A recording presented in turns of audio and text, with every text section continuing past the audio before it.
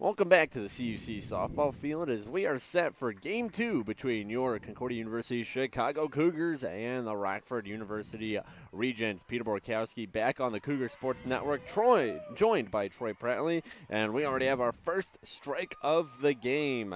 As we are well underway here in Game 2, Rockford taking Game 1 by a score of 7-4, and now Coach O'Malley Fisher and the Cougars turn to their ace pitcher Ashley Schroll for Game number 2.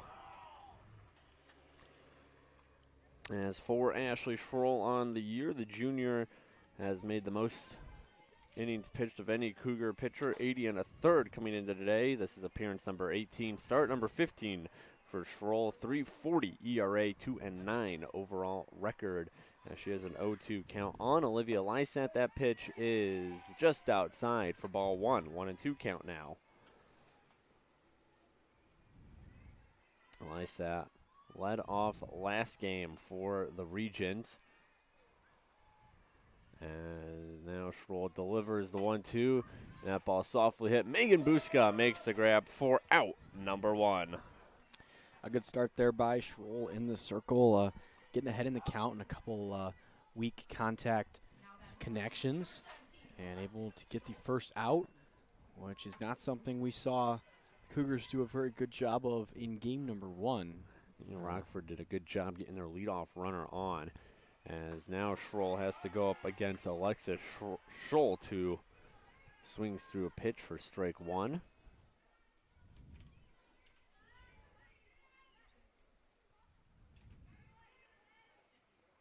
Schroll from Tampa, Florida, as she issues strike 2 there, 0-2. She's coming out firing here in game number 2.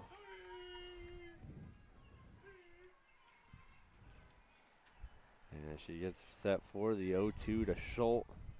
And the pitch is low and away, ball 1.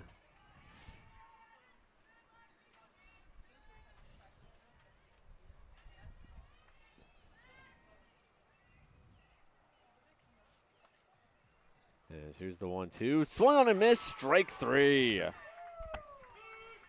So 2 batters in, and the Cougars already have their first strikeout of the game. The Schroll gets Schultz to go down swinging. And with 2 outs on the board, it'll be up to Emily Down. She had a solo home run last game, and she's going to take the first pitch for a strike. That solo home run tied up the game 4-4.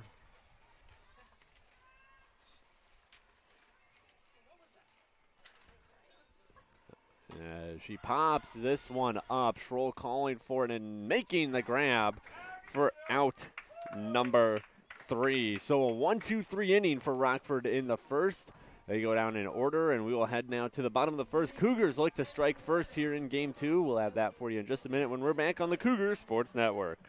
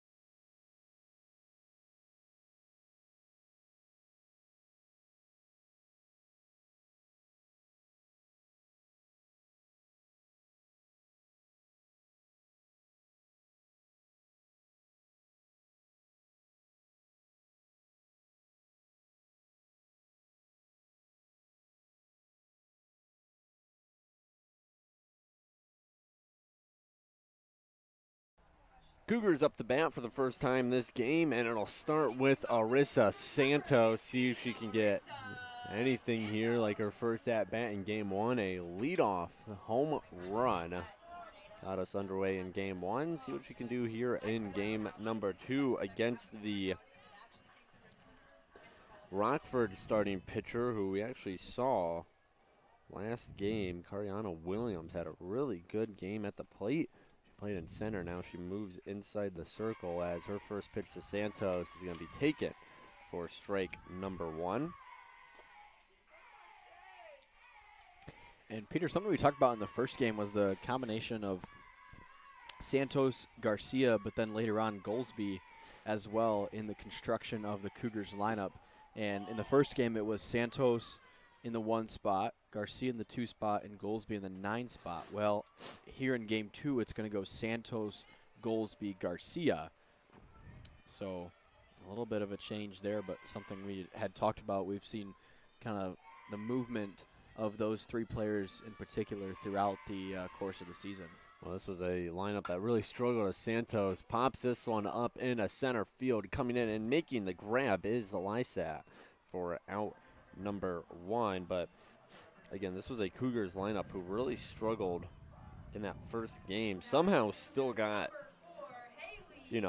4 runs up on the board, which kind of impressive considering the struggles they had at the plate. But now they look for a little bit more consistency in the at-bats, and it will be Haley Goldsby who is going to take the first pitch for a strike. Williams on the season, 5.48 ERA and 12 appearances, 2-5 record, 30 2/3 of an inning pitched so far for Williams, as that one rolls through the dirt for ball 1.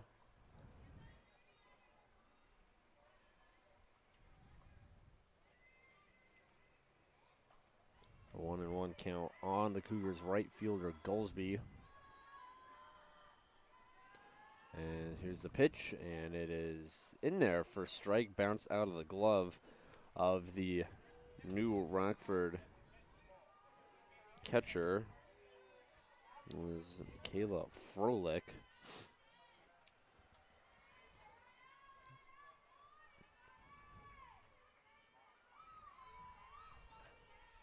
And now the 1-2 outside. So it makes that 2-2. This Rockford defense a little different this game. Outfield left to right, Schultz, Lysat, Rasmussen, and then left to right in the infield is Klima, Callahan, Kruger, and down. As Goldsby, they're going to say she went, so strike 3. They can also hit the strike zone, so either way. Haley Goldsby is sat down, and with 2 outs, it'll be up to Emily Garcia to try and keep the inning alive. Yeah, that was tough there. I'm not sure what the call was specifically, if it was swinging or looking, but regardless, the umpire was pretty confident that that was going to be a strike either way. It's officially listed as a swinging strikeout as this ball is drilled into right field, but right into the glove of Rasmussen for out number 3. So the Cougars, just like the Regents, go 1-2-3 in the first. We head to the second inning now. Still looking for our first base run of their day. See if we get it when we're back on the Cougar Sports Network in just a second.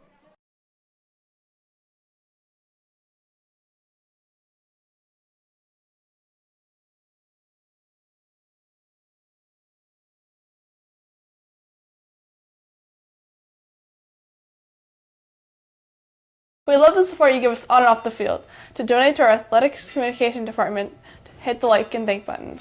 This helps us continue to have the best live stream possible for some great Cougar softball moments. Thank you and enjoy the game.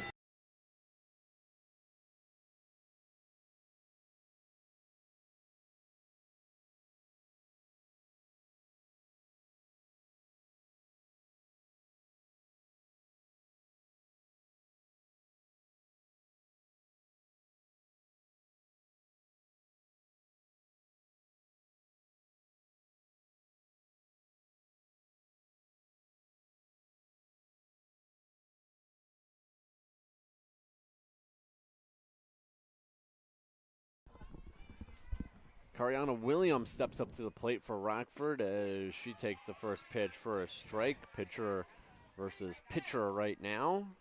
Both of them, Williams at the plate and Troll in the circle. Issued 1, 2, 3 innings in the first inning as that ball is popped up, and I think that is going to go out of play. It is out of play because it just landed behind me. You could have caught that one, Peter. I think the tree, I actually never saw it come down. I wonder if it's still up there. Yeah, there's a tree right behind us to our right, and I could hear some branches get hit, so I never heard it make impact. Maybe it did. Maybe I'm just being in front of the sign there. Maybe I'm being deaf. No, well, we do have headsets on, so that also could also contribute. Yeah, I can't see it. I wonder. It is a pretty thick tree, I will say that. I'm going to go evergreen on this one. Anyways, 1-2, and that ball is rolled foul down the third baseline, so Williams will head back to the batter's box.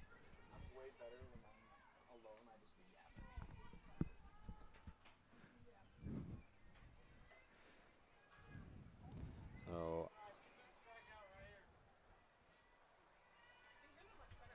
1-2 count on Williams. Stroll delivers high and away. 2-2 now.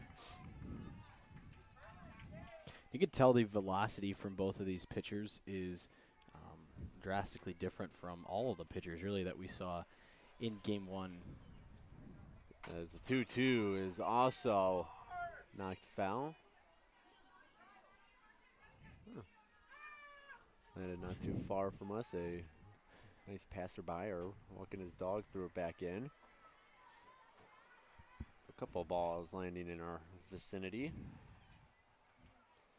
2-2 from Schroll is knocked into deep left. Going for it is Westfall, making the grab for out number 1. Good running grab from Gina Westfall is the first out of the inning. And with 1 out, it'll now be Riley Klima, who we saw plenty of in the circle last game. As she's back to her spot at third. That is where she started the last game. She starts there again this game. As the first pitch to Klima, high and away for ball 1. Peter, something we talk about often on the broadcast, but what's your opinion on the uniform matchup today? Rockford is a lot of purple. I'll say that. Like, two darker colors today. Well, yeah, they both kind of blend in. I do think I like the Cougars' white lettering more. It's easier to see. Rockford, the black on the dark purple. Kind of rough as Schroll falls 3-0 behind Klima. I do like they have the logo like on the hip of the pants, though. I do like that. It is a nice touch. CUC missing that in these new unis they're breaking out this season. As the 3-0 from Schroll in there for a strike.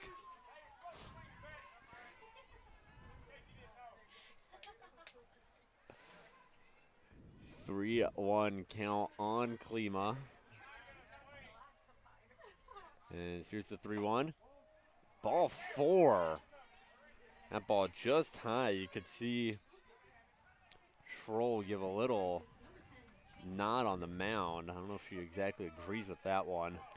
The umpire said it was high. Gang turned to him and asked where was that, and he said high. So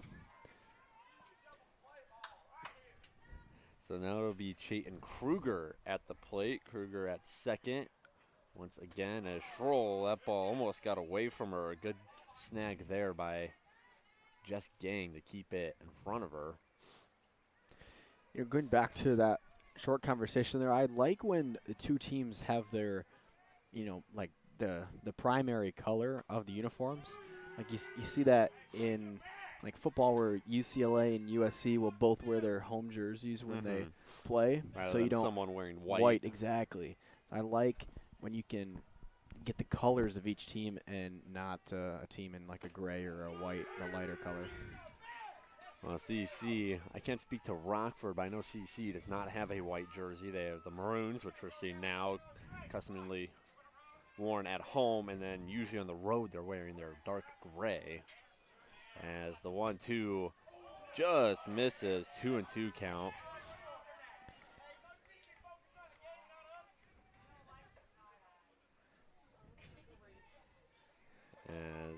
count evened up 2-2. Schroll gets set and delivers.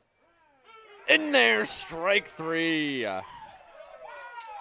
Kruger goes down looking. Schroll rings her up for strikeout number 2 of the day. And with 2 outs, it'll now be up to Kaylee Gerard to try and keep the inning alive. Gerard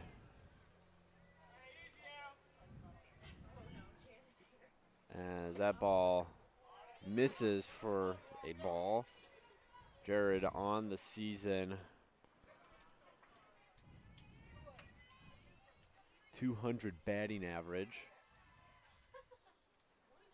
As here's the 1-0. That ball hopped back to Schroll. Schroll underhands it to Buska for out number 3. So Rockford, they strand a base runner, and we head now to the bottom of the second. Cougars and Regents, we're still looking for our first score of Game 2. We'll have more action for you when we're back on the Cougar Sports Network in just a second.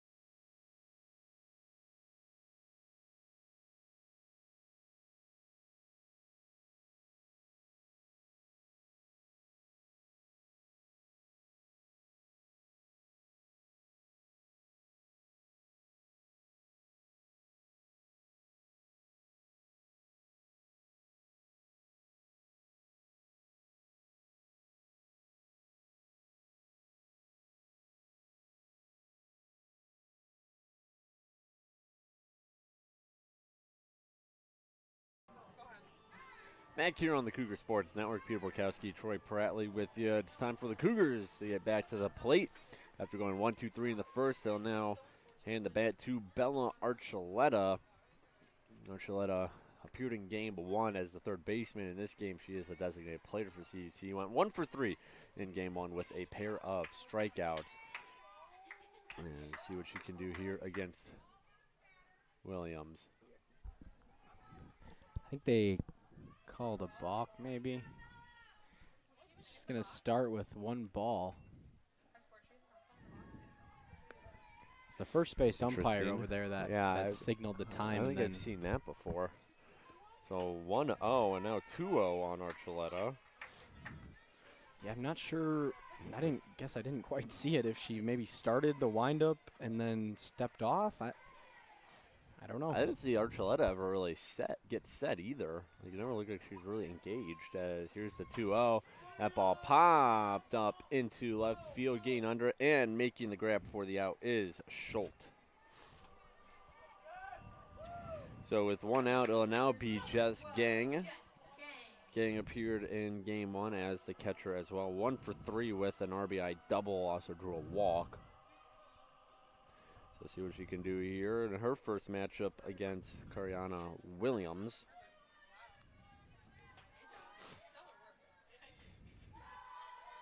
As the first pitch from Williams is going to be high and away for a ball. And Gang's a player that's still looking for her first home run of the season. And she's got the power to do it. We saw her put that double earlier off, basically was the base of the wall out there in left field. So still looking to see that happen for her this year. As she knocks that one foul. So she'll get set to go back to the plate on a 1 count. Yeah, she does have some pop in her bat. She's shown it the last couple of seasons as a freshman and sophomore. Just haven't seen it yet this year. Still hitting the ball at a good clip, though, just without that usual power. Yeah, right around the 350 mark, factoring in the first game. of the doubleheader. She takes the 1-1 outside, 2-1 the count now.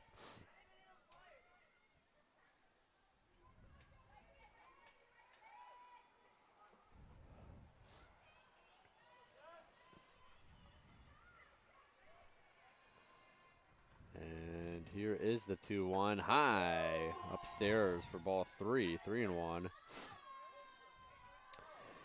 Gang will be followed up by Michaela Morris on deck. Morris guaranteed an at-bat. After that, we'll have to see, depending on what Gang and Morris do in their at-bat.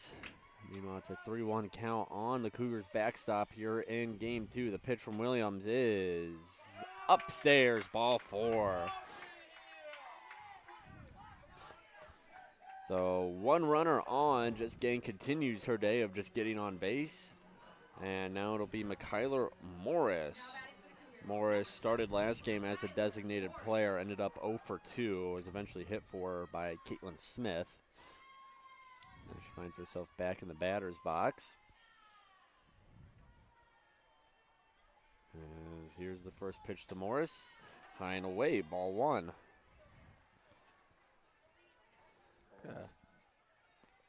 Williams having a tough time right now adjusting to the new strike zone here of the second umpire behind the plate today. It's been a little bit squeezed so far to start, you might say. Not a ton of high and outside leeway.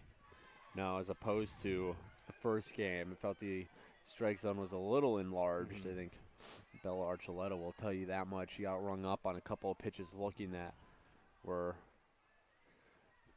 close to the strike zone, let's say. And here's the 2-0. It's going to be in there for a strike.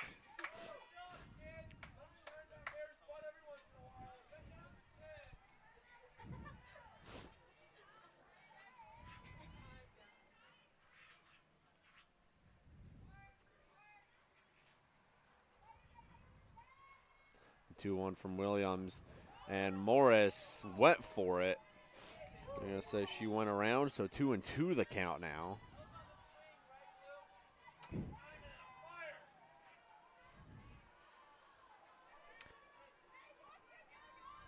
So 2-2. Morris down to her last strike of the at-bat. See what she can do here as she lifts that one back foul.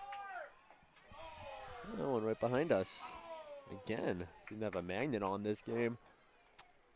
Hit the tire of that white Jeep-looking car back there. I can't tell what that is. Not very good with cars. Toyota, maybe? Yeah, I don't know. With the guard on the front of it? Yeah, it's a Toyota. A little raised. Yeah, those things are built tough, I think. As here's I the 2-2. I think that's Ford that's built tough. Oh, well.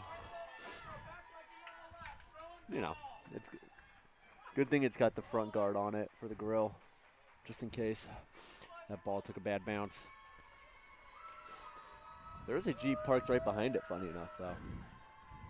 Anyways, back to the game. 3-2 pitch to Morris, and she's going to take for ball 4. Back-to-back walks for the Cougars. And now they'll hand the bat to Megan Buska. She had 2 at-bats last game. She went 0 for 2 with a strikeout. As Williams, you can see, kicking the dirt around, maybe trying to take a second to collect herself.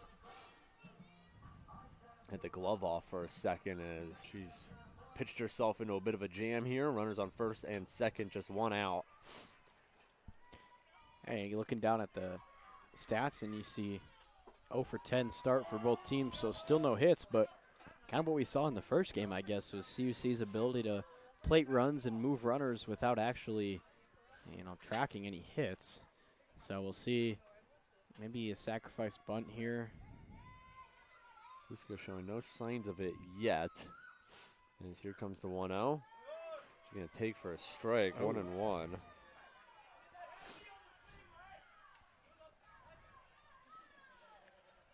That was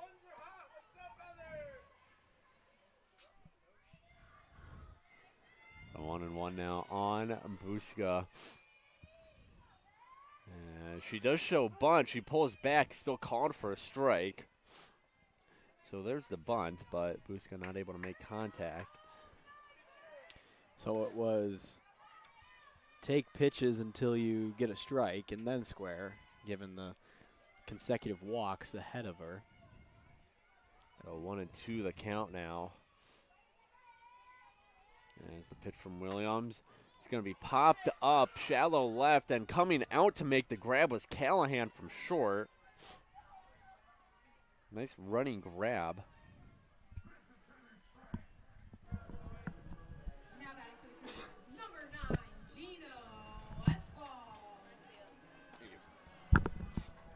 And it'll bring up Gina Westfall now with 2 outs. Westfall got a pinch hit last game. Struck out in the 7th. And she'll have a strike there, so 0-1 the count.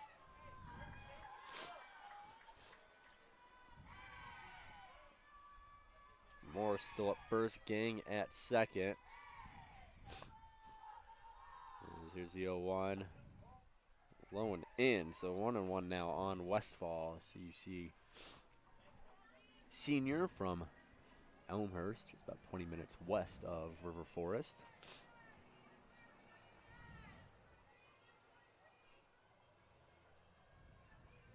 As the 1-1 from Williams, Westfall's going to wait on and take for a strike. Looked like she kind of wanted to go for it.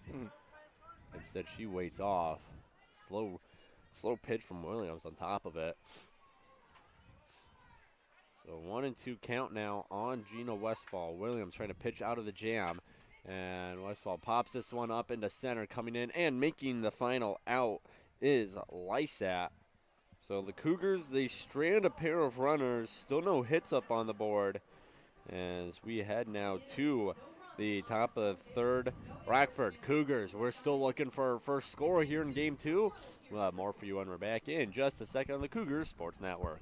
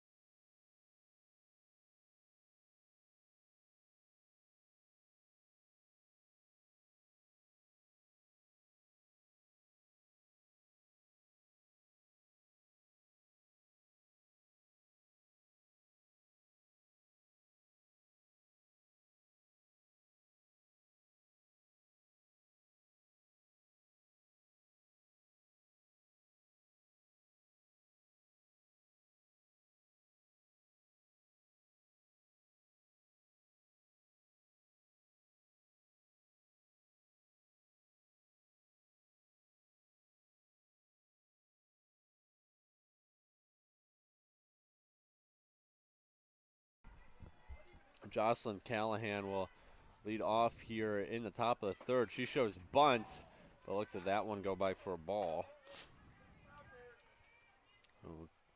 Troy, we see Callahan breaking out the bunt strategy again. She reached on a bunt in her first at-bat last game. She ended up going 1 for 3 in the game, as now she pulls back. The bat takes a strike, however, so 1-1. It's just a player that, it's got a lot of speed, and that is, her approach at the plate.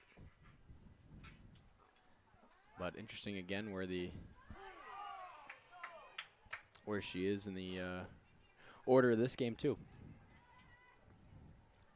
Swings through that for a strike, 1-2 the count. The 1-2, and gets just a piece of it on the slap attempt. She stays alive.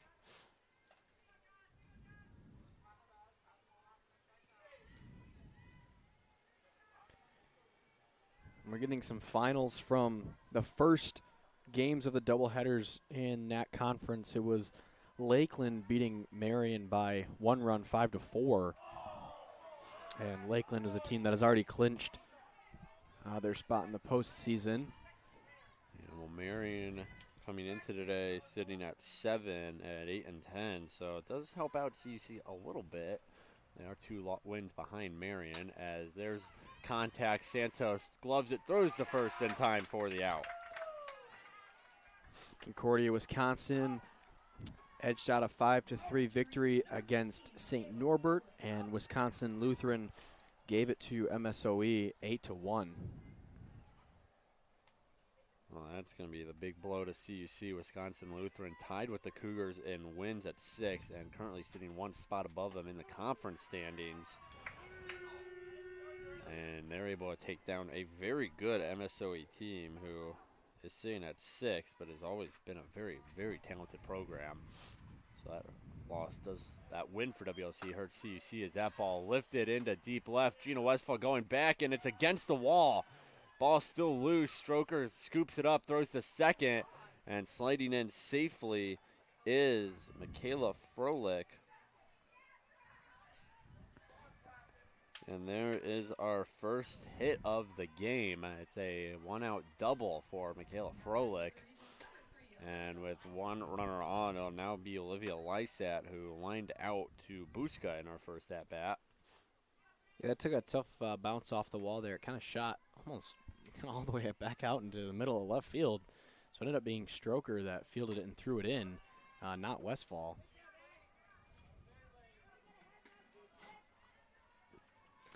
Sometimes those balls hit hard off the wall like that, you can hold them to singles, and we did see that a couple times in game 1. But that time, given the way that it bounced back into the field. As here's a one-hopper and scooped by Garcia, the throw to first in time. Nice play, Emily Garcia. Falling down, still able to grab the ball. It took a weird bounce off the turf and able to get to Buska in time for the second out, excuse me.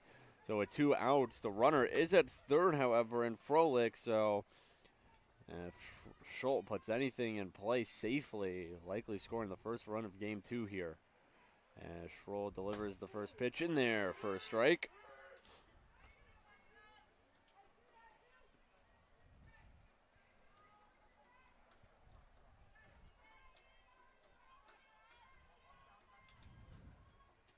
And here's the 0-1 from Schroll. Swung through and missed, strike 2. I think she got a piece of it, but still landed in the glove of Jess Gang, so it'll be a second strike. 0-2 count on Alexis Schultz. She struck out her first at-bat. See if Schroll can get another one here. The 0-2. Ooh, ball 1. And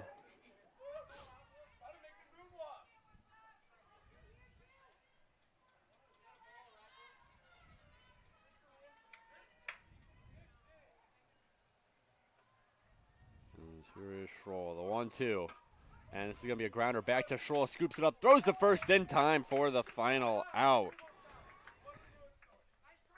So the Regents, they strand a runner on third, and we head to the bottom of the third now. Cougars have the chance to strike first, see if their offense can get going when we're back here on the Cougar Sports Network in just a second.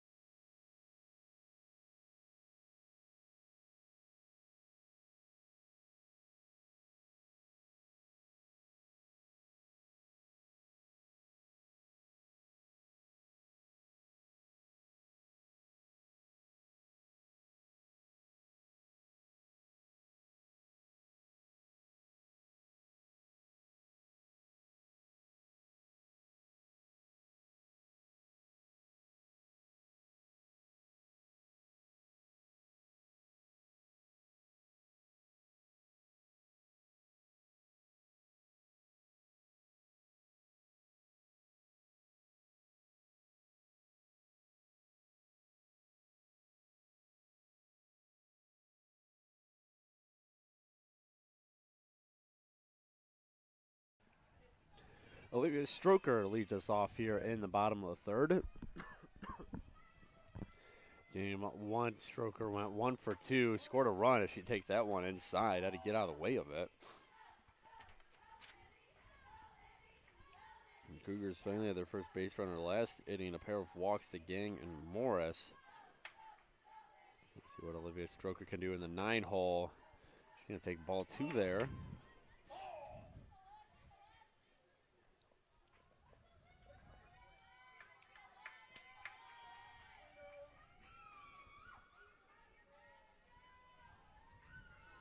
Williams taking her time before this 2-0 pitch. And that misses as well. Makes it 3-0. Williams really struggling here with finding the strike zone ever since the start of last inning, second inning. As here's the 3-0 to Stroker, and that one finds its way home for strike 1.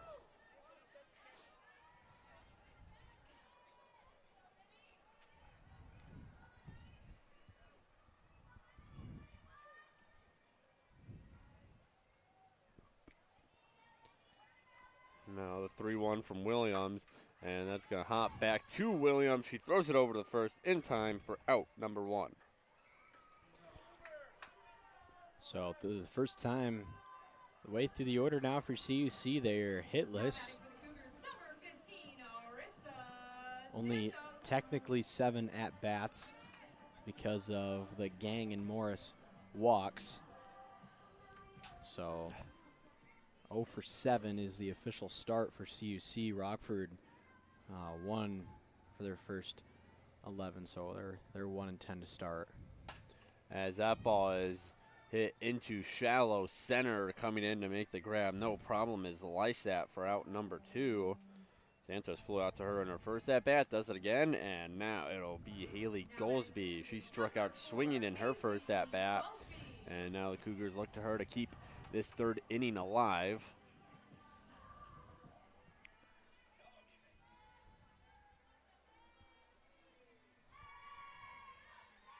And here's the first pitch to Goldsby outside for ball 1.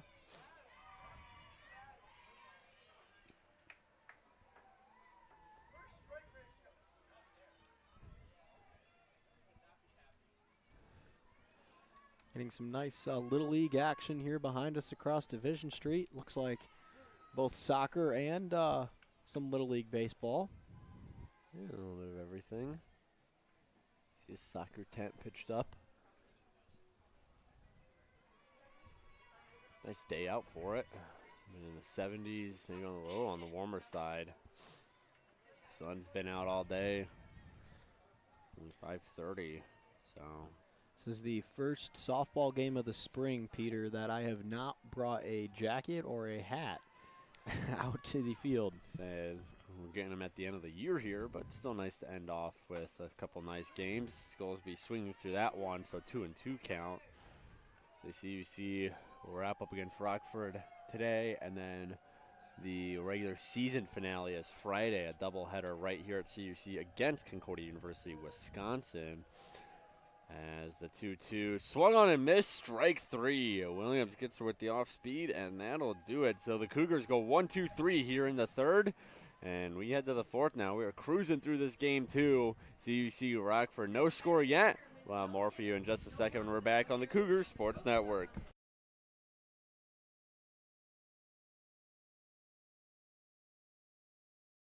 You tuning in today's game. To stay up to date on all things CUC softball, follow us on Twitter and Instagram at CUC Softball. We'll see you on campus soon. Good?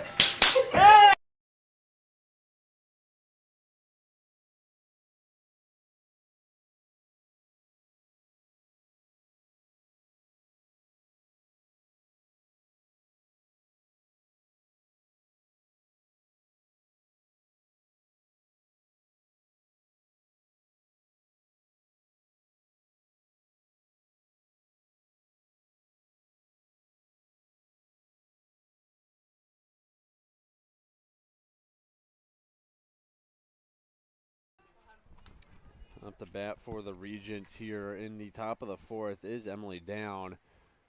Flew out to Schroll as she pops this one up. Buska getting under it right inside foul territory, making the grab for a quick out number 1. And so far, not to jinx Schroll here, but yesterday in the first game, it was Down and Williams starting 3 for 3 each.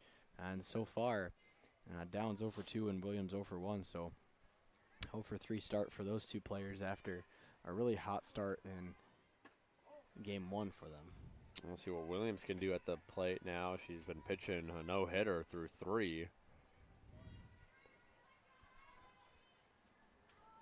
As she faces her opposing pitcher, as that ball is going to be grounded to Emily Garcia. Makes the scoop, throws the first in time for out number 2. So 2 outs and 2 batters, and now it'll be Riley Klima who walked in her first at-bat in the second. That was the first base runner of the day for Rockford. Took them 5 batters to find her. And see if she can keep this inning alive with 2 outs. First pitch from Schroll. Swung on and missed up high. Strike 1. Chasing the high heat.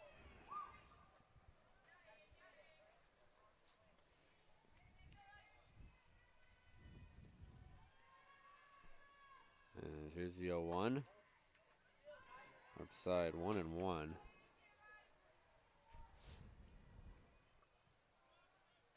The other thing that we haven't touched upon a ton was the errors of Rockford in the first game. They had 2 and possibly 3 with an asterisk maybe. But for sure 2 went down in the stats, and that was something that allowed the Cougars to plate 4 runs even on just those 4 hits. And so far here this afternoon in the second game, they've been really clean defensively. And Williams has done a nice job keeping him off the base pass, but also with the help of the defense. Well, Ashley Schroll has done a good job keeping him off the base paths as well. She gets a swinging strikeout of Klima, and that'll do it for the 4th. Another 1-2-3 inning in the books. So we head to the bottom of the 4th now to see if the Cougars can get some offense going, get some base runners against Williams. We'll have that for you when we're back on the Cougar Sports Network in just a second.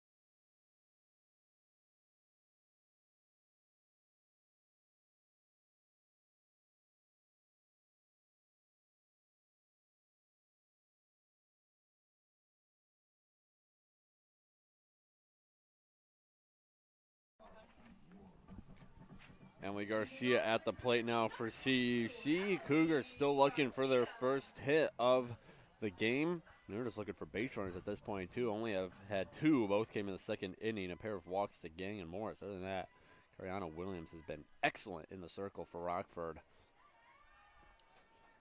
And she gets set to go against the freshman Garcia for the second time. Garcia thought about bunting, pulls back in time to take a ball. Garcia lined out to the right fielder in her first at-bat. We did see her lay down a bunt in the first game, her first at-bat of game 1, and it was a bang-bang play at first base. She called her out. It was a good play there by a third baseman. We'll see if Klama's a little bit in. As Garcia knocks that one foul. I didn't see where that one went. No. There's a ton of traffic down Division Street right now. It is 5:30, so we're at that prime time. So cars beware if you're in a standstill right now. 1-1 count on Garcia as she lifts that pitch back foul. Oh, there it is. Probably 20 feet to my right now.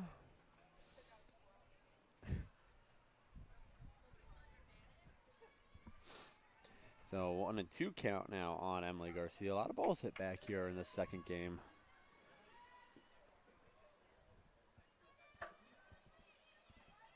But we are cruising through this one. We're like probably 45 minutes into this game. Ooh, she takes it off the shin. Garcia showed no signs of discomfort. She doesn't have a guard on or anything. And that was a pretty solid hit there. So a painful way to get on base, but Garcia does. And with the lead runner on, it'll now be up to Belle Archuleta to try and move her. Archuleta flew out to left in her first at-bat. As the first pitch from Williams, Archuleta shows bunt. She pokes it, but it goes foul, so 0-1 count. Would have caught the defense off guard, but now they're probably locked into it. Yeah, we saw Archuleta lay a sacrifice bunt down again in game 1, so something she's capable of doing, something that Coach Sarah O'Malley-Fisher does like to do with a runner on and nobody out. As she hammers this pitch up, coming in and over to make the grab is Lysat, so that'll be out number 1. Sounded good off the bat, must have gone kind of off the end of the bat because it really just died kinda down in hung the up, air. yeah. And the wind, maybe a slight breeze. You can see the American flag in left field is blowing directly towards us, but not super strongly, so probably had more to do with how she made contact, as you alluded, Troy, rather than the wind playing a factor. Anyways, here is Jess Gang. She shows bunt, and she fouls off the bunt, too. So Gang and Archuleta, neither of which are typical bunt players, both trying to catch the defense off guard, foul them off instead. So now we'll have to see what Coach O'Malley-Fisher down at third base dials up for Jess Gang here. Here's the 0-1, and Garcia thought about taking off. She scampers back to second as a ball is called, 1-1 now.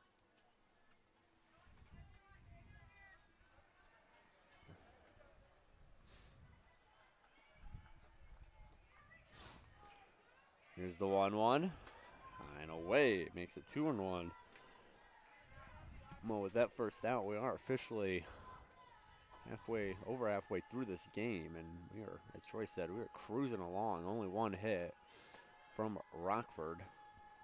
Cougars still looking for their first base knock. Have only had 3 base runners total. And here's the 2-1. High as a back pick attempt, no good. 3-1 count on Gang.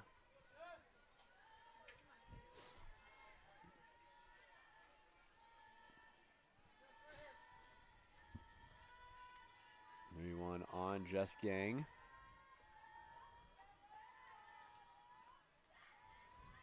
Here's the pitch. Garcia takes off that ball, rocketed right by Williams. Almost caught a piece of her. Instead ends up in shallow center. Base knock for Jess Gang, and there is the first CUC hit of the game. An absolute missile off the bat. Now batting for the Cougars, number 17, Kyler Morris. Say Williams probably very thankful that one was a couple inches over to the left. Yeah, that's a good at bat there from Gang. Unable to get the sacrifice bunt down right away, but did not let that ruin the at bat. Came back, battled, and watched a few balls before ultimately putting that one in center field. And a strike. Must have clipped the edge of the zone. That ball looked away. Instead, Morris falls in an 0-1 count.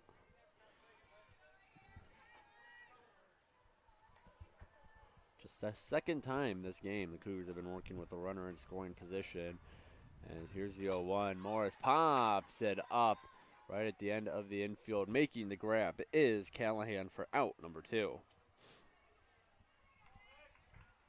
Yeah, it's been a tough go at it for Morris here this afternoon. She had a couple flyouts so far and a strikeout. So see if she can get something going. She's been a pretty consistent player in her freshman campaign for CUC. So they're going to need her next time around in a 0-0 game.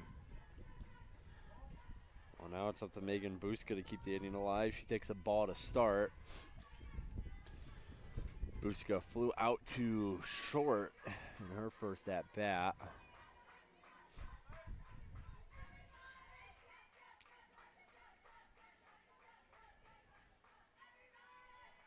Here's the 1-0. Swung through and missed for a strike.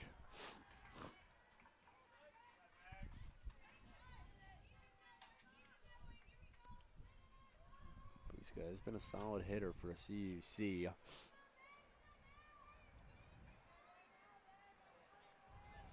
As here's the 1-1 and just catches her above the hands. A little pop fly into the glove of Klima for out number 3. So the Cougars, they get their first hit, but they strand a pair of runners. We head now to the top of the 5th. Still no score here in game 2. More for you when we're back on the Cougar Sports Network in just a second.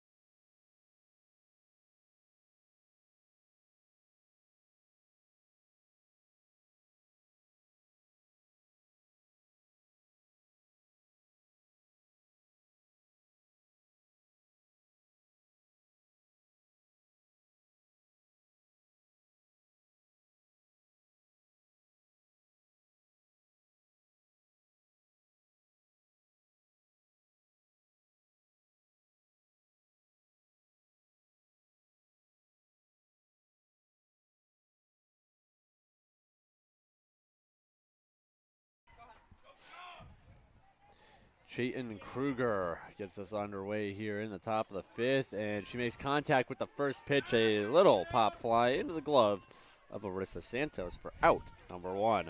We must have seen a hit like that maybe a half dozen times so far today between both teams. It was the last out of the last inning. Just like to call them little dinkers. You know, sometimes they find the grass, but and there's a swinging strike from Gerard. Little dinker sounds like a pastry snack almost. Twinkie or that brand of snacks. That ball fouled off for strike 2. Little Dinkers was the sequel to the Little Einsteins. Interested in what that one's about. Maybe it's best we don't know. 0-2 count here on Jared as the next offering loan away for ball 1. As for Ashley Schroll, she's looked absolutely fantastic for CUC up to this point. As that ball is into right field. Under it is Haley Goldsby for out number 2. 7 straight batters retired now for Ashley Schroll. As she's on just hit pitch number 54. As that ball is knocked foul down the left field line, so 0-1 count. So not only is she looking good, she's doing it efficiently too. Last at bat, she threw at least 2 balls, was back in the 3rd. And here's the next offering. Callahan tried to get the slap hit off, instead fouls it down the third baseline, so 0-2 the count now. 1 hit apiece given up by these pitchers, Schroll and Williams. And now Callahan showing bunt. I'd be surprised if she pulls back here and goes for the slap hit. She pulls back, and in there, strike 3. Schroll rings up Callahan for out number 3. And how about another 1-2 inning for Ashley Schroll and the Cougars defense? We head to the bottom of the 5th now. Cougars and Regents still tied up at 0-all. We'll have more for you when we're back in just a second on the Cougar Sports Network.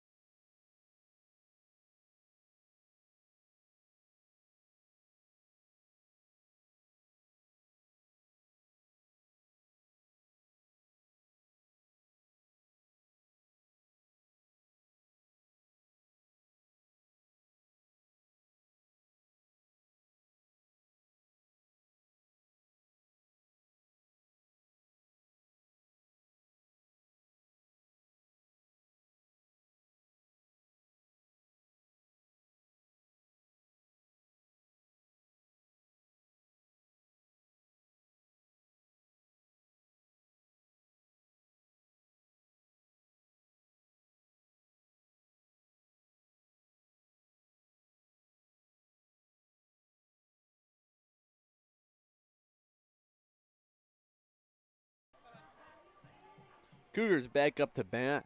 And it'll be Westfall, Stroker, and Santos, barring any pinch hitting. Which, who knows, at this point in the game, CUC might be trying to get something kick-started here. They have one hit, came last inning from Jess Gang. Other than that, it's been all Cariana Williams in the circle for the Regents. She issues a ball to Gina Westfall, who flew out to center, her first at-bat in the second.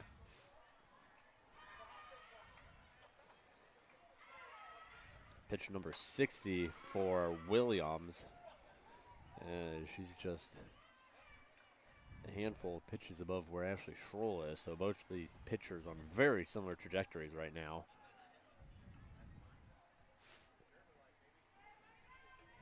One and one count on Gina Westfall.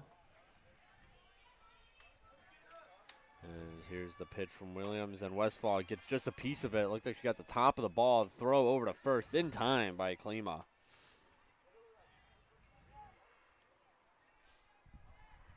Yeah, a little bit out in front of that one. I think she backed up a little bit in the box because she fouled off the previous pitch, and she was a little tardy. And so she moved back, bought the off speed there, and got her almost double in front.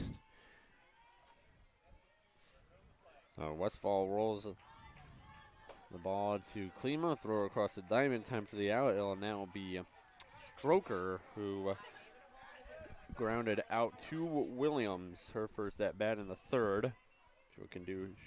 See what she can do here in the fifth. As that ball in there for a strike. Count 0-2 now on the freshman outfielder from St. Louis. Let's see what the approach is from Williams here. Stroker starts with the right foot, her front foot, kind of outside already, and on that last take there, it even widened out further, which lowers her ability to be able to hit an outside pitch, right? So you're striding away from that outside part of the plate. Now that one was up inside, so we'll see here. 1 ball, 2 strikes here. I would work outside, really. The 1-2. Bounces in the dirt away from Froelich for ball 2.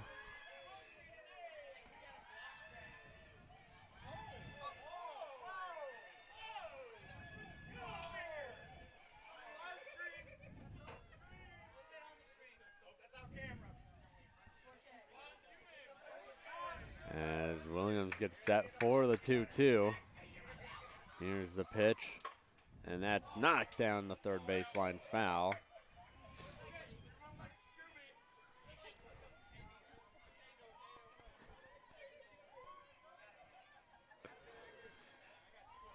So Williams have to get set for the 2-2 again. In a conversation with Klima over at third. I'll take some words of advice. Klima looked really good in the circle in game 1. And here's the 2-2. That ball bounced away from Froelich.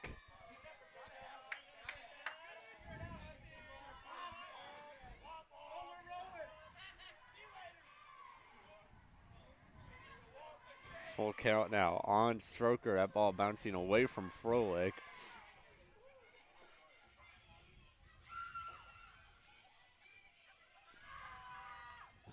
Here's Williams, delivers the pitch, and that ball knocked down the left field line, just foul.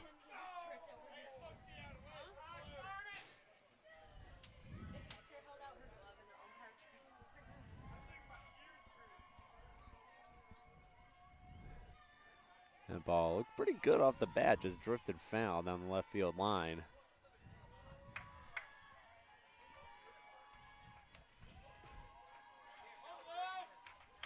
3-2 count still on Stroker. As she swings through that one, it's a dropped third strike, and it's going to be a tipped ball, excuse me. Stroker just stays alive by the skin of her bat. If Froelich caught it, it would have been an out, would have been a third strike, but instead, here we are, 3-2 once again. The pitch, and that ball, almost took out Coach O'Malley Fisher down at third base. Not the pitch before that, you didn't really get a call from either the home plate umpire or the first base umpire signifying it was a foul ball. They kind of just let it play out. So, Froelich got up and was ready to toss it over to first base for the drop third strike, but then they said it was foul. So still 3-2 count, 1 out up on the board. Stroker making Williams work. The pitch. Takes ball 4. Great at bat, Olivia Stroker. A long at bat. And maybe Troyes can give the Cougars a little bit of juice. That was a good battle there. Stroker coming out on top. Quite a few foul balls. And now with the runner on, you got your number 1 hitter at the plate. Yeah, that's exactly what you want out of the 9-hitter, to just have a good at-bat and earn your way on base and turn it over to the top of the order now and see what they're able to do and see if they're able to move you around or hit you in. Still, 1 hit apiece here for both teams through 4.5, so. Marissa Santos 0 for 2 as a pair of flyouts to center in this game. The next pitch swung on and missed. Strike 2, a big hack from Santos. I think you could see Coach O'Malley Fisher telling her to just calm down a little bit. I mean, Santos hasn't had anything to show since her leadoff home run in Game 1. As here's the 0-2, away, 1-2.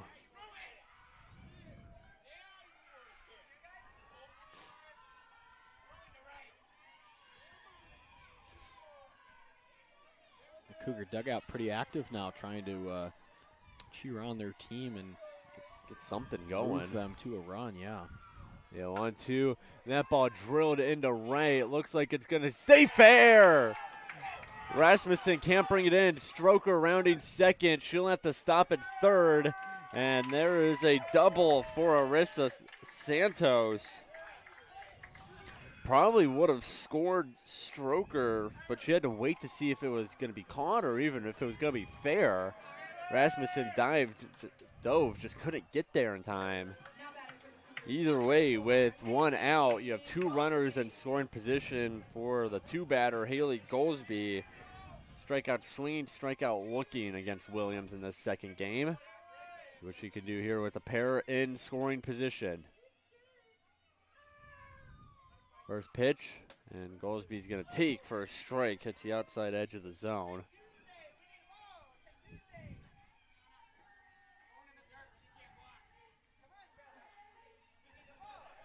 So now the leading run standing at third base now for CUC. They're 0 for 4 with runners in scoring position today, and they've got 2 of them now. As Goldsby shows bunt, she lays it down to throw to home. Not in time! And now Goldsby's going to take off for second. She's going to be caught out, but here comes Arissa Santos. She's in safely. Great base running from the Cougars.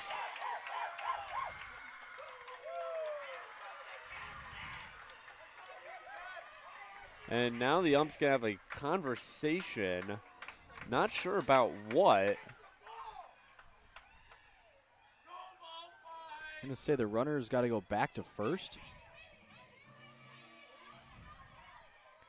which means it'll negate the out. I'm just wondering if it'll negate the run as well. So Goldsby's on first. They haven't called out Stroker or Santos back to the bases. And still haven't seen a Rockford coach out of the dugout to get an explanation. I would think they would be storming out here. Because right now this is the best case scenario for CUC. Not only is Goldsby safe after being tagged out, you still get your 2 runners in. Yeah, I mean, had Goldsby not gone to second, Santos wouldn't have come to score. Right. So we're going to see. I'm not exactly sure. Yeah, we're going to need an explanation on that one. As now the home plate umpire coming over to chat with Coach Bartz of Rockford. So as it stands now, 2-run score. Goldsby safe at first.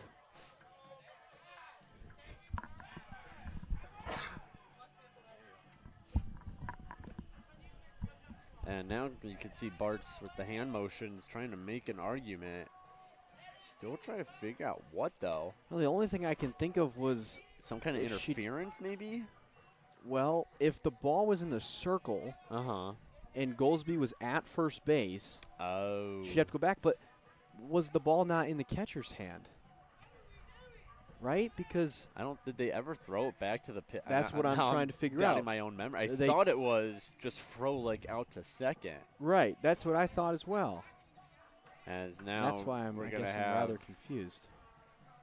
Bart's have a conversation with her. You might be right. Maybe it was interference. Maybe Froelich got in the way of someone. It looks like the first baseman got in the way, or whoever was covering first base. So it would have been the second baseman, right? So that would have been Kruger covering second base.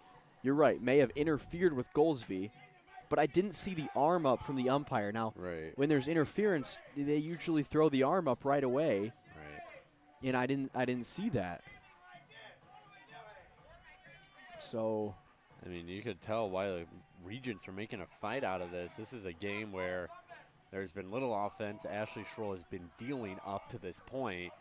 And not only do you give up the go-ahead run, you give up 2 runs. And on top of that, you have Haley Goldsby still safe at first rather than being the second out of the inning. I mean, that's really what they're arguing about is Goldsby, why is she still at first? So now everyone's going to be making their way back. You can see Coach Bart's having a conversation with Coach O'Malley Fisher down at third base.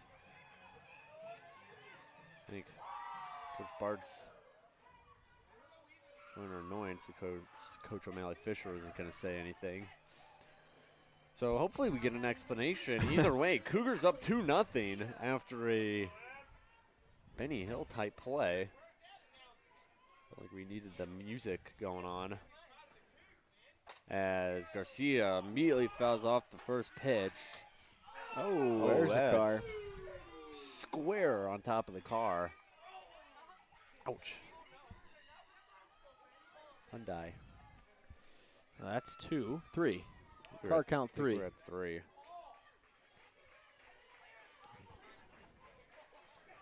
So Santos and Stroker for sure get the runs. We'll have to see about the RBIs as that ball is driven into deep right. Rasmussen going back makes the over-the-shoulder catch, but Goldsby tags up, slides into second safely. So Goldsby at second after the pop out from the fly out, from Garcia.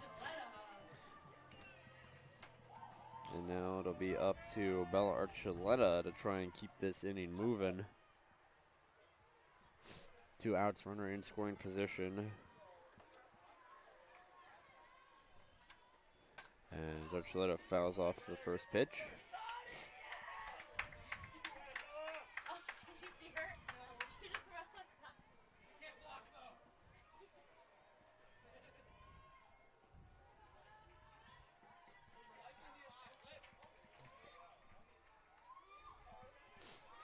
One count on Archuleta. Williams delivers. Archuleta pops this one up into right. Rasmussen makes the grab for out number 3. So hopefully in between innings we get our explanation. But either way, the Cougars, they get their pair of runs, and they take a 2-0 lead in the top of the 6th. We'll have more for you when we're back on the Cougar Sports Network in just a second.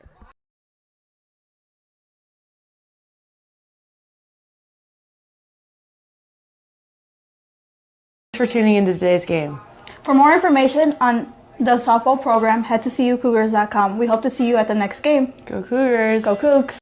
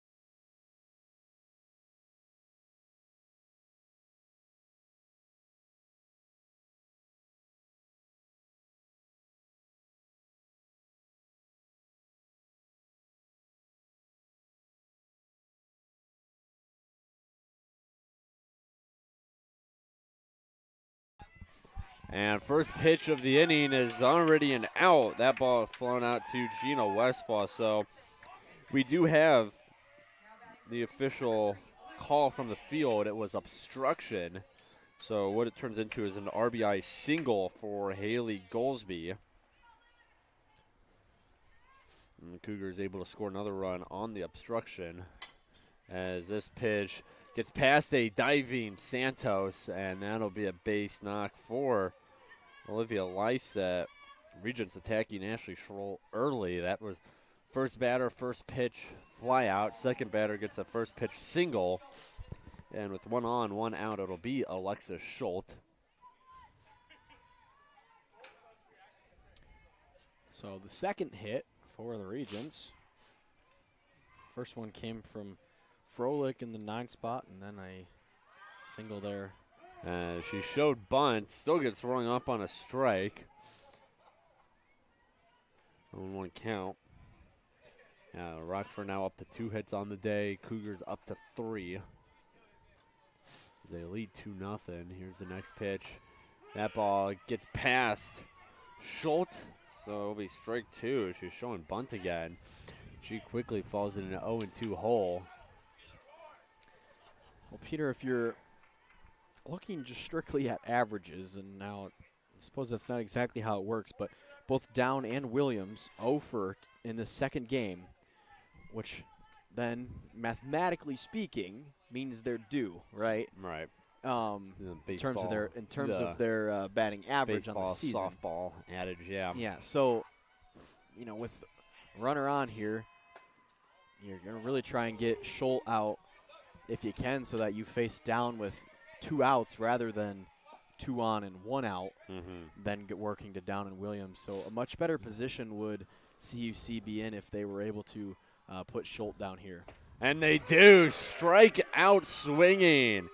Schroll rings her up. That is K number 5 on the day for Schroll. She's dealing here. And now it'll be Emily Down, who, as Troy said, you could say is due. 0 for 2 on the game. A pair of flyouts to Schroll and Buska at first, as there's a first pitch strike to Down.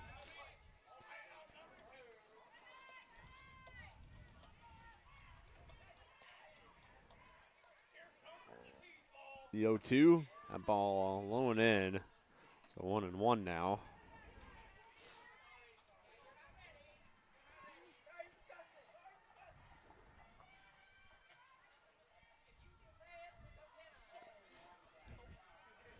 The 1-1 from Schroll.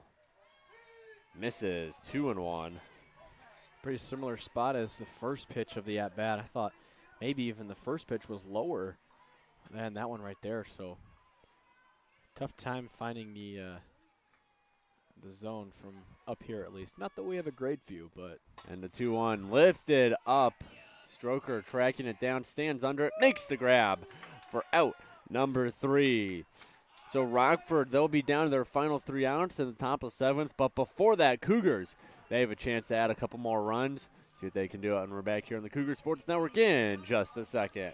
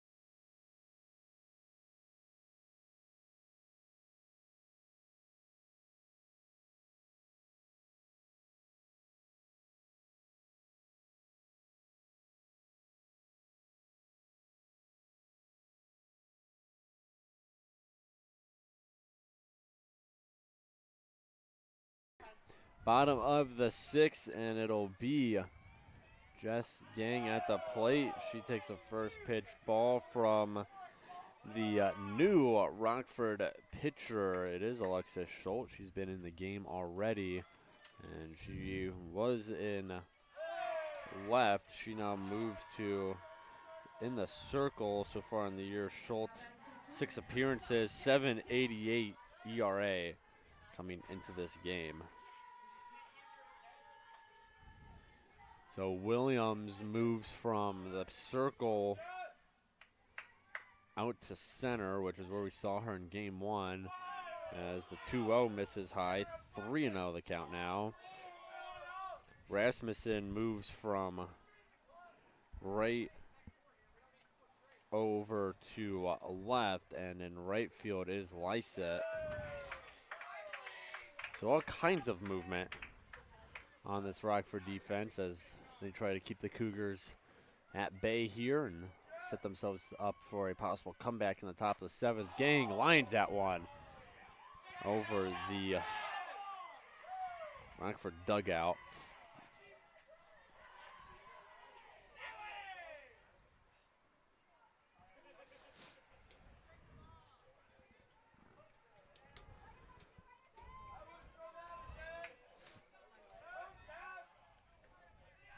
Here's the 3-2 from Schultz. Gang knocks it foul again down the left field line.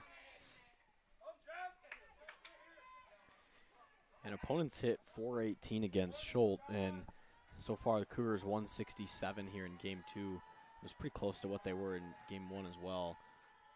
They had 4 hits in that first game. They've got 3 so far. As Gang knocks that one foul again. She's been hitting these balls hard. Just everything is foul to the left side.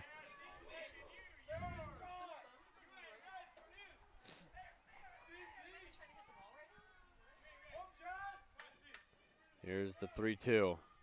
And Gang knocks that one into left field, going back, and it is up against the wall. That'll be at least a single. Gang slides into second. A lead-off double for Jess Gang. Her second hit in as many at-bats, and the Cougars are cooking here in the bottom of the 6th.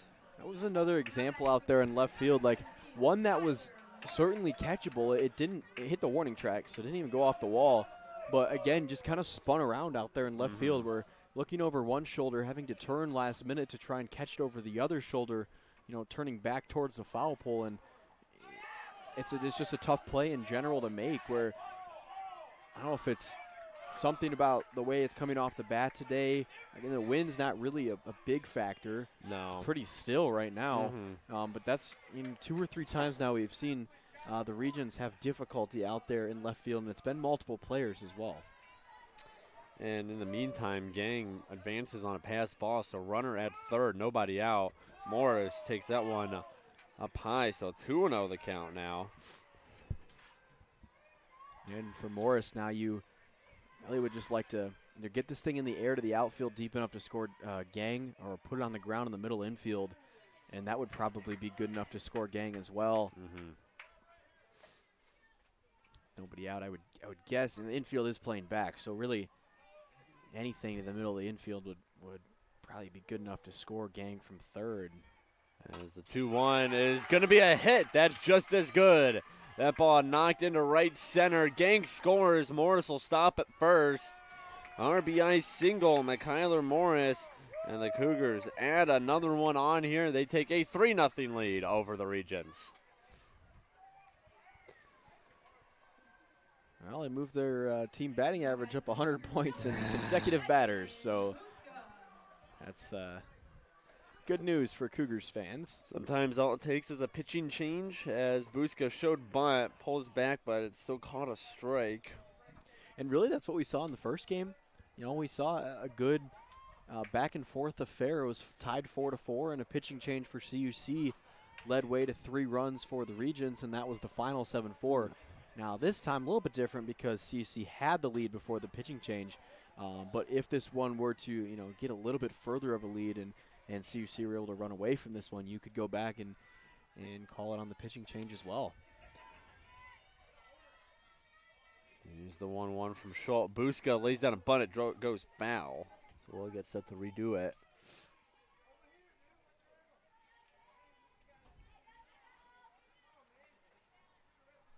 So Buska down to her final strike. Schultz just trying to get the first out of the inning still.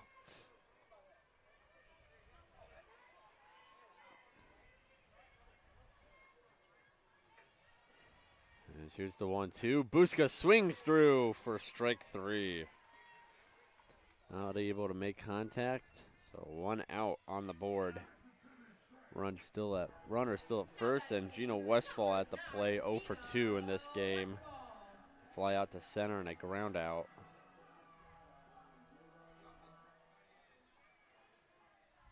And here's the first pitch. Westfall showed bunt. Morris is going to take off, and that ball is going to dribble into shallow right. Morris is going to go for third. She'll get in safely. Kyler Morris, one of the most aggressive base runners on this CUC team, shows why. Gets the steal. Ball goes into right, so she's going to head over to third. And a runner on third with just 1 out. Gina Westfall still at the plate. You mentioned it. Kyler Morris has a double steal to her name as well this year against St. Norbert. A ball that went to the backstop. She took second and third and beat the throw from the catcher to third. 2-0 count on Westfall now. So it will be a stolen base for Morris, and then she advanced to third on a throwing error from Froelich, the catcher. Who was having a rough inning. The pass ball allowed Gang to get to third, and now the throwing error allows Morris to get the third. And here's the 3-0 to Westfall. She's going to take for ball 4. Again, another Cougar batter unsure of the ball.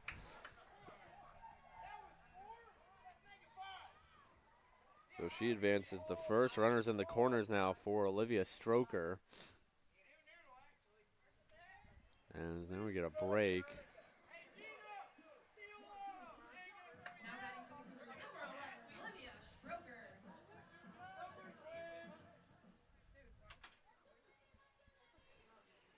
Stroker so far in this game, 0 for 1, excuse me, a ground out and a walk as she takes a strike on the first pitch.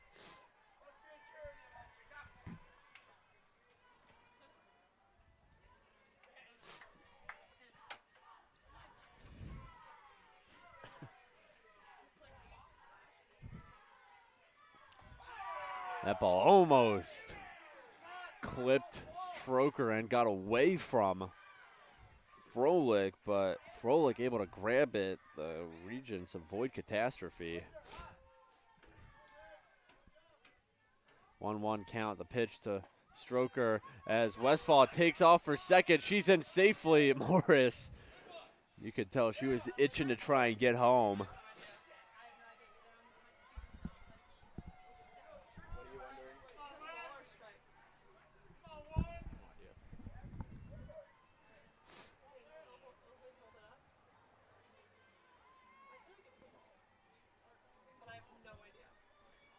The next pitch to Stroker makes contact with it, fouls it off.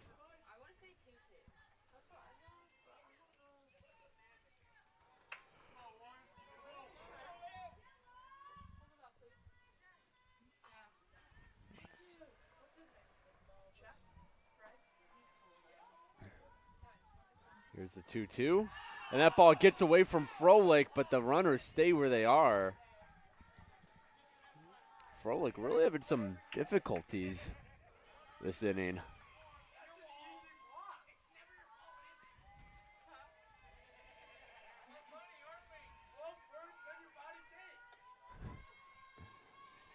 Three, 2. Stroker fouls it straight back.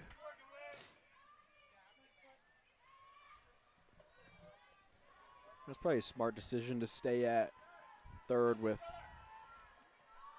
1 out, and you get the top of the order on deck. So even if Stroker were not to reach here, you'd still. As she hits this, Callahan checks Morris to throw to first, and Gina Westfall caught in a rundown, and throw to home. Morris is out. Not sure what just happened. I think like a bit of a brain fart on Gina Westfall's Yeah, I think part. she took off on the throw to first, thinking that Morris was heading home on the throw as well. She did not. But she stayed at third, so then Morris got caught in the rundown now. Well, either way, the Cougars, they get one more run, and RBI single from Kyler Morris. Scores Jess Gang, makes it 3-0, so we head to the top of seventh. Ashley Schroll looks to go for the complete game shutout. See if she can do it when we come back in just a second on the Cougars Sports Network.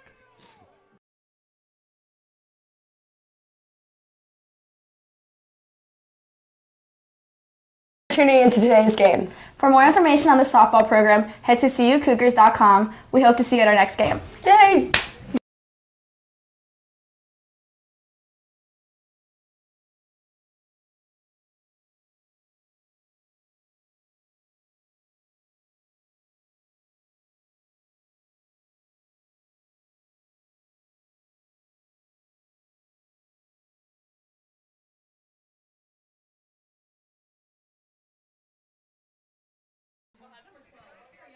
Cougars 3 outs away from claiming a victory here in game 2, as that ball is low for ball 1 to Cariana Williams, who, despite being in line for the loss right now, turned in a really good performance in the circle. Only gave up 2 runs across 5 innings, as the next pitch is hammered into right, and Liv Stroker comes in and makes the grab. Hand stretched out in front of her, able to grab it. And that'll be out number 1.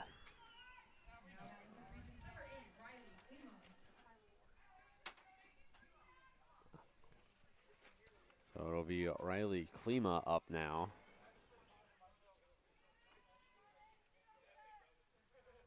And she's going to take ball 1 from Schroll. The correction on that last out is by Haley Goldsby out. Haley Goldsby out in right, not Olivia Stroker.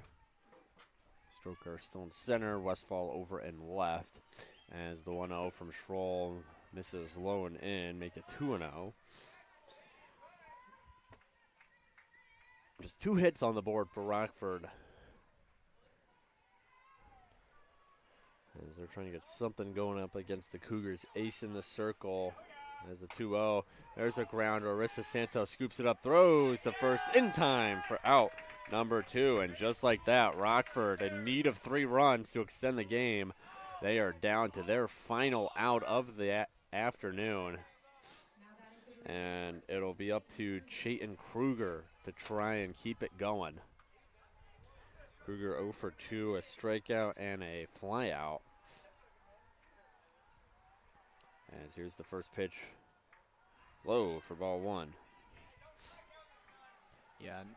The Cougars have done a much better job defensively the second game. No errors on the board right now, and part of that is they haven't had to do as much. And Schroll's been really good in the circle. She's struck out 5, but it's been a lot of soft contact, as we've mentioned a few times. Not a ton of really hard-hit balls where Cougars are having to make a ton of plays. We did see like one diving play from Garcia to secure an out, but other than that, it's been a pretty basic, I guess is a good word for it, afternoon for CUC defensively.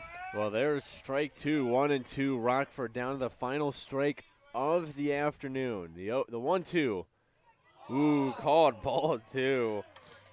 Everyone holding their breath. Umpire makes no call, so it remains at the count now goes to 2-2. Excuse me.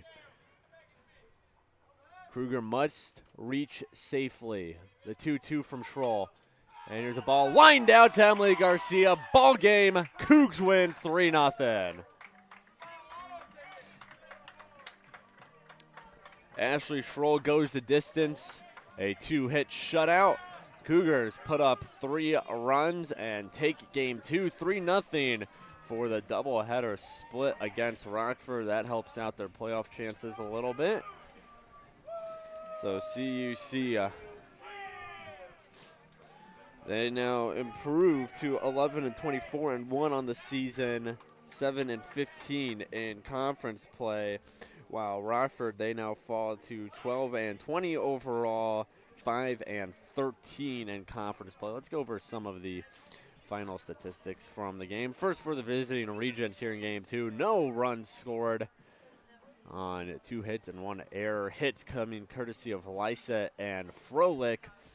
Meanwhile, the loss will go to Williams. 5 innings pitched, 3 hits, 2 runs, both of which were earned, 3 walks, and a pair of strikeouts.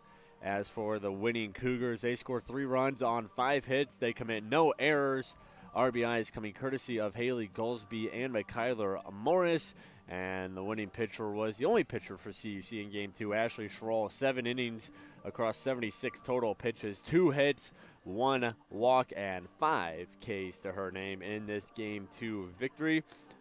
Troy, let's get your final 2 cents on what was really a necessary win for CUC if they want to keep their playoff chances alive going into Friday. Obviously, they still need some help, but this Game 2 win after the Game 1 loss was very much a necessity.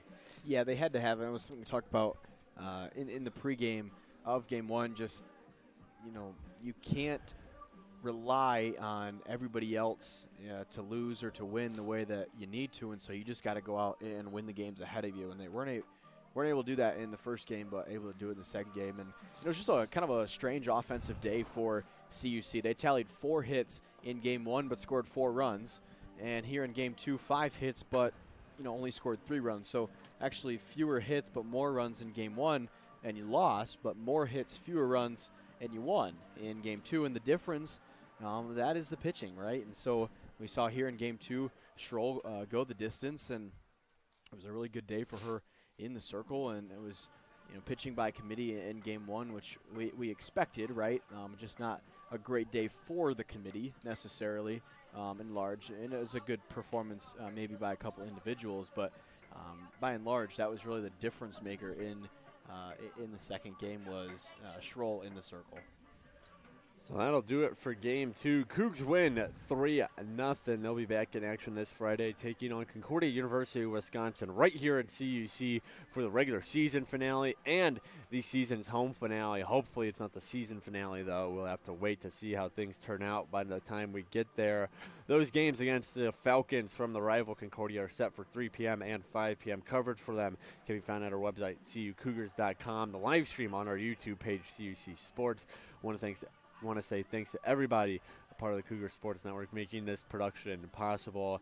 Abby Coolig and Lily Southern, our producer and scoreboard operator for the day. We had Amaya Martin floating around taking photographs. Troy Prattley, my partner, on the call.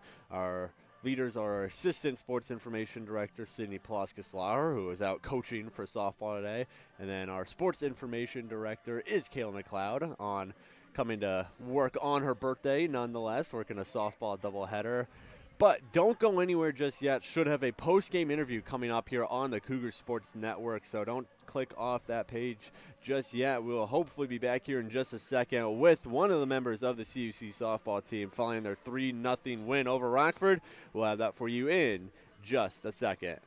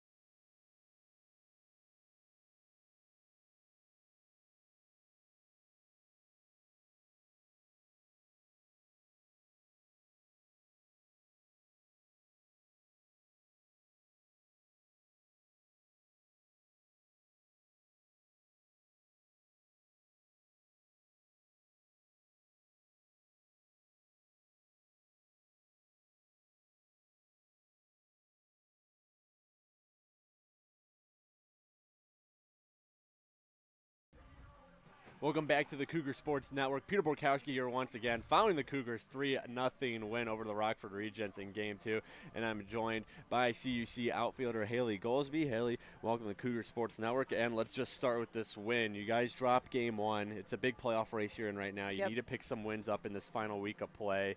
What did you guys kind of do in between games to recollect yourself so you can come back and get a much-needed Game 2 win over the Regents? I think in between games we've mainly just focused on what we need to just break down and take steps into what we as individuals need to focus on in order to help the team like separately. And I think we did that really well in between games. Like we had players go out and hit reps off the tee because they needed to take more reps, or had like individuals break down their steps in between their fielding. So I think the main goal in between games is just focusing and like recollecting each other and just pushing through it. Right. And as for yourself, you come up to the bat in Game 2, and you're facing Cariana Williams, who's having a fantastic game up to the point. You have 2 runners in scoring position. Talk us through that process. It turned into a really wacky play. You thought you were out. They called you for obstruction. But just what was your mindset going up to the plate knowing, hey, we got to get some runs here because she's pitching out of her mind. So is your pitcher, Ashley Schroll. Just what are you thinking going up to that plate with 2 runners on? I think my main mindset was I need to pick myself up, not only for myself, but also for my team as well. I didn't perform really well at the plate during the game, but I knew in that moment I had to come back and I had to at least get a bunt down in order to get those runs in. Right. And when it comes to me in the plate, I always do what's best for my team. So I think when Coach gave me that sign, I was like, yep, I'm going to do it. I'm going to put it down. So that was just my main goal. And I just really wanted to cause chaos. And I know that's one thing that Coach preaches is we have to cause chaos, and that's one way that we did it. So just making sure I got that bunt down and making sure I got those runs in, that's what made me most excited. And that's why I was jumping up and down on the field, is because and that was before you knew you were safe, too. Yeah, and I didn't even know that. And I was like, oh, okay. But just knowing that I got those runs in just made me feel accomplished. But also I saw the different wavelengths in the team and their energy and everything. So just making sure that we cause chaos and doing our job at the plate is just really important for me and also for our team as well. Definitely. Well, it all comes to an end here on Friday. You guys have CU Dub, the rival Concordia here, the home finale of the season, the regular season finale, doubleheader at 3 and 5, and you guys kind of need a sweep there to kind of push yourselves into playoff spot. So between, right now, the end of this Game 2 against the Rockford Regents and the beginning of Game 1 against CU Dub, what do you guys need to do this week to put yourself in the best position to come away with 2 wins on Friday and hopefully take away one of those couple last playoff spots? Yeah, I just think that we need to come in and just we can't look at it as last year's perspectives or anything like that. Like no team is the same as last year. Right. So I think we need to come in and play our game and also play for our seniors as well, because we don't know if it's their last time playing on this field or not. So just making sure that we are aware of where we're playing, who our crowd is, and making sure that we do it for our seniors is really important for us. Definitely. Well, Haley, thanks for joining me on the Cougar Sports Network. Congrats on the big Game 2 win. Cougars take Game 2 against Rockford 3-0. Back in action this Friday for the regular season finale right here at CUC. 3 and 5 o'clock games against the Concordia University Wisconsin Falcons. Coverage can be found at our website, cucougars.com, and the live streams on our YouTube page, CUC Sports. But until next time, this is Peter Borkowski signing off of the Cougar Sports Network and wanting to say, as always, go Cougars.